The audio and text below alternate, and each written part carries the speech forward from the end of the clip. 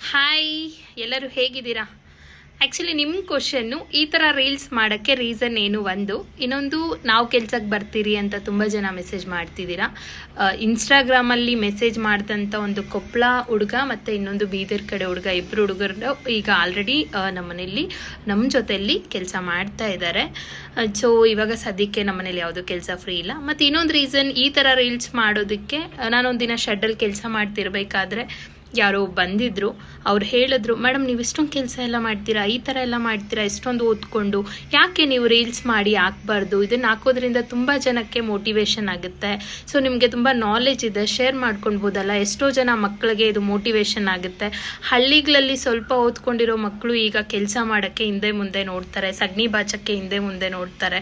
So ನೀವು ಈ ಥರ ವಿಡಿಯೋ ಮಾಡೋದ್ರಿಂದ ತುಂಬ ಜನಕ್ಕೆ ಮೋಟಿವೇಶನ್ ಆಗುತ್ತೆ, ಎಲ್ಲ ಹುಡುಗರಿಗೂ ಮೋಟಿವೇಶನ್ ಆಗುತ್ತೆ, ಮಾಡಿ ಅಂತ ಕೇಳಿದ್ರು. ಸೊ